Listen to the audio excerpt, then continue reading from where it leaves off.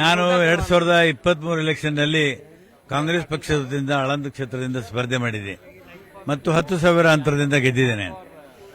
ನನ್ನನ್ನು ಸೋಲಿಸಬೇಕನ್ನುವಂತ ಒಂದು ಷಡ್ಯಂತ್ರ ನಡೆದು ಯಾರೋ ಹೆಸರಿನ ಮೇಲೆ ಯಾರೋ ರಿಕ್ವೆಸ್ಟ್ ಕಳಿಸಿ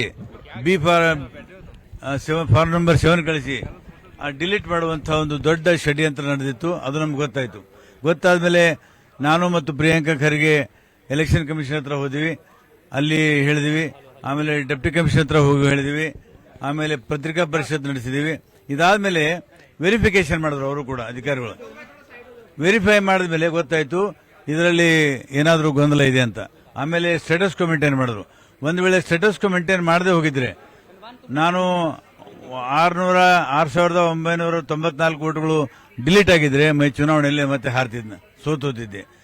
ಸೊ ಇದು ದೊಡ್ಡ ಇಶ್ಯೂ. ನಾನು ಬಿಡಲಿಲ್ಲ. ಇದು ಎನ್ಕ್ವೈರಿ ಮಾಡಬೇಕು ಅಂತ ಹೇಳಿ ಬೆನ್ನತ್ತಿದ್ದೆ. ಆಳಂದ್ ಡಿವೈಎಸ್ಪಿ ಕೊಟ್ಟರು. ಮೊದಲು ಆಳಂದ್ ಡಿವೈಎಸ್ಪಿಗೆ ಯಾವುದೂ ಸಹಕಾರ ಸಿಗಲಿಲ್ಲ. ಅಡಿಷನಲ್ ಎಸ್ಪಿ ಕೊಟ್ಟರು, ಅಡಿಷನಲ್ ಎಸ್ಪಿ ಸಹಕಾರ ಸಿಗಲಿಲ್ಲ. ಆಮೇಲೆ ನಾನು ಸರ್ಕಾರ ಕಡೆಯಿಂದ ಸಿಒಡಿ ಒಪ್ಪಿಸಿದೆ. ಸಿಒಡಿ ಅವರು ಸಾಕಷ್ಟು ಪ್ರಯತ್ನ ಮಾಡಿದ್ರು. 18 ಪತ್ರಗಳನ್ನು ಕಳಿಸಿದ್ರು. ಅದಕ್ಕೆ ಎಲೆಕ್ಷನ್ ಕಮಿಷನ್ ಯಾವುದೂ ಉತ್ತರ ಇಲ್ಲ. ಇದರಿಂದ ನಮಗೆ ಅನುಮಾನ ಬರ್ತಾ ಇದೆ, ಇದು ದೊಡ್ಡ ಮಟ್ಟದಲ್ಲಿ ಷಡ್ಯಂತ್ರ ನಡೀತಾ ಇದೆ ಮತ್ತು ಪ್ರಜಾಪ್ರಭುತ್ವವನ್ನು ಹೈಜಾಕ್ ಮಾಡುವಂತಹ ಕೆಲಸ ನಡೀತಾ ಇದೆ.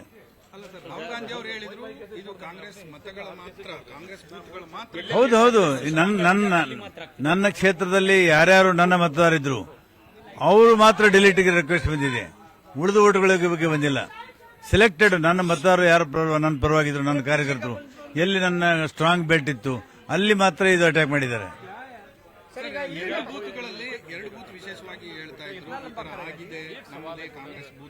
ಹೌದು ಆಗಿದೆ. ರಾಹುಲ್ ಗಾಂಧಿ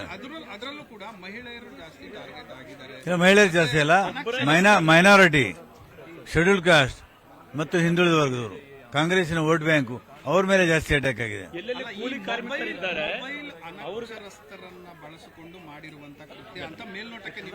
ಈಗ ಮೊಬೈಲ್ ಅನಕ್ಷರಸ್ಥ ನಾನು ಕೂಡ. ನನಗೆ ಬರೇ ಮೊಬೈಲ್ ತಗೊಳ್ಳೋದು ಬಂದ್ ಮಾಡೋದು ಗೊತ್ತಿದೆ, ಉಳಿದು ನನಗೆ ಗೊತ್ತಿಲ್ಲ.